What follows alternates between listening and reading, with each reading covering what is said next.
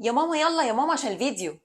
انا وماما هنديكوا شويه نصايح في الجون عشان ما تطلعوش من العيد زايدين في الوزن. الافضل يا بنتي يكون عندك شوربه من قبل كده قليله الدسم، ودي بقى هنعملها ازاي؟ هنسلق اللحمه اليومين دول، وبعدين هاخد الشوربه احطها في التلاجة، هتعمل لي طبقه دسم هاخدها اشيلها ارميها، وبعدين اخد الشوربه دي اشيلها في الفريزر، هتنفعني بقى في فته في اي طبخ في العيد. نشوياتك ايا كان نوعها تكون قد ربع الطبق بس، وتكون طبقه بسيطه مش هرميه، ولازم تاكل سلطه او 3 ثمرات خضار على كل الوجبات الرئيسية. اللب بقى والمكسرات والمقرمشات الحاجات بقى بتاعت النقنقة كفاية بس قد قبضة الإيد، مش عايزين نتخن ونضرب بقى.